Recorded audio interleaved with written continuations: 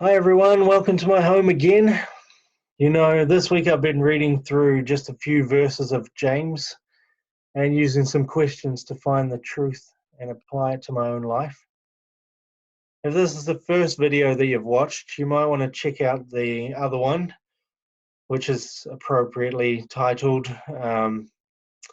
James Part 1. So if you might want to check that out for some context. So I'm just going to share with you some of what's come out of that reading. In James 1 verse 4, it says, "Consider it pure joy, my brothers and sisters, whenever you face trials of many kinds." The truth that I've been thinking about from these verses is that it is possible to be joyful in the middle of a trial. It's an option. It's not the most natural option, but it's an option. When we first read these verses at men's group, someone stood up and they were like, "That's crazy. You're telling me that I should be happy in all of my problems?" I think that's a great place to start. I've found with God it's best to be honest. You never get anywhere if you're not. So if you think that what it's saying here is crazy, if you think that what God is saying is crazy, then you're allowed to tell him that. You're allowed to say, "God, that's crazy. What are you talking about?" And that's okay, because he can handle that. So when I read it, I did think that's crazy. But this week I've realized that if I flip my perspective, it helps me to better understand it. Rather than thinking I should be joyful and feeling like a bad Christian when I'm not, I've begun thinking that I can be joyful. In other words, if God wants to bring me joy in the middle of my trial, well, he does want to bring me joy in the middle of my trial. It's a gift that he can give us. It's not an impossible rule that he wants me to follow.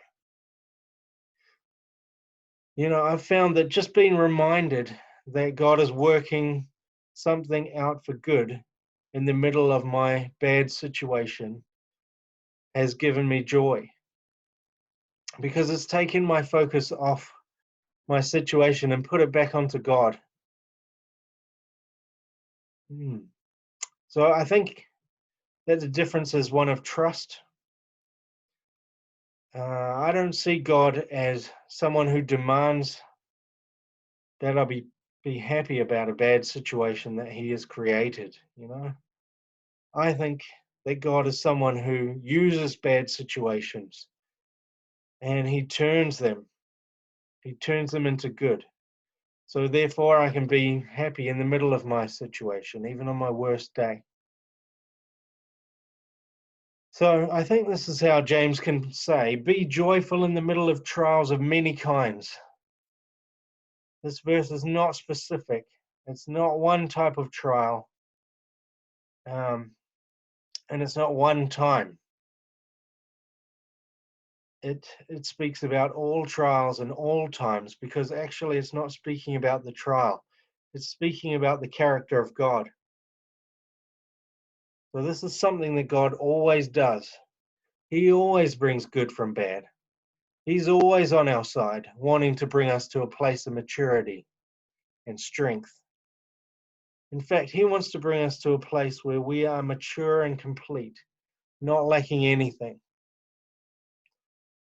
I find it interesting that the one thing that James says contributes to bringing this completeness about is perseverance, not giving up. Blair explained this well as patient endurance. I've been thinking about another time I was in lockdown, a kind of lockdown. When I left school, I didn't have a job and I was unemployed for quite a while. And I didn't have any money, so I was stuck at home. So I decided that I would seek God. I decided that I'd read my Bible and I'd pray a lot. And then after a while, I was pretty sure that I would be really wise and really close to God. So I tried that and I didn't hear anything from God. And this led to a real crisis of faith for me, where I questioned everything that I believed. Eventually I came to the conclusion that God was real and the Bible was true, but I still had real trouble trusting him, because I felt that when I had come to him with my simple faith, he wasn't there for me. So if I contrast that time with the lockdown now, there are a few differences. This time around, I don't actually have much time. I've got a family is the main reason for that, and I'm working as well. But this time around, I do have perseverance. So now if I pray to God, I feel like, and if I feel like I'm getting no answer, I don't lose my faith in him. I've learned to be patient. I've learned that if he doesn't answer me straight away in the way that I want, he's got a good reason for that. He's heard me and the answer is on the way, but he takes his time. He really does take his time sometimes. So I think that the testing of my faith that I experienced when I was 18, and all the testing that I've experienced since then, has actually produced perseverance. It has produced patient endurance in me. And it's really valuable to me today. So for me, this week has been a difficult week. I was really sick for 4 days with some kind of virus, which meant my body wasn't regulating its temperature. So it was really hot and then really cold, and my body ached and I was tired all the time, and I just didn't want to move. But because I've got 3 kids, I had to move. And if you lie down on the couch and you've got a 2-year-old, they just see that as an opportunity to jump on you and ride you like you're a horse. So that was tough. And also I had to get tested just to check that it's not COVID-19, which it wasn't. And that test is really unpleasant because they jam something up your nose. So I have to admit that I wasn't joyful through all of that. But our household did keep calm and we carried on. And a big part of that, I think, was reading through James. We read it together. I read it with my wife and my daughter. And I think it gave us some perspective. It took us out of our, pretty rubbish circumstances and showed us that, or reminded us that God has a bigger plan and that his plan is good. On a side note, I'm really grateful to my wife. She's fantastic. So if you are watching these videos and you think they're okay, and you think I'm going to watch them and it's good teaching and stuff like that, that's good. But my point is not to get you to watch videos. My point is that God can speak to you directly through his word. Yeah, I'm not making these videos just to have more videos on the internet. I think the internet has enough videos. But I just really know that if we seek God, he will be there for us. If we read his word, he will have something that's for us. You might be reading the same verses and you might not get the same thing that I got there. but God can speak to you directly. I've heard a lot of sermons over my life, and I, I've come to a lot of conclusions through that, and I've sort of thought about it, and I've come to all these conclusions. But then there's actually been times when God has really spoken to me, and those times have been awesome. They've just changed my life. So that's what I'm wanting for you guys. Like, if you seek God, He will speak to you directly, and that will change you. Yeah. So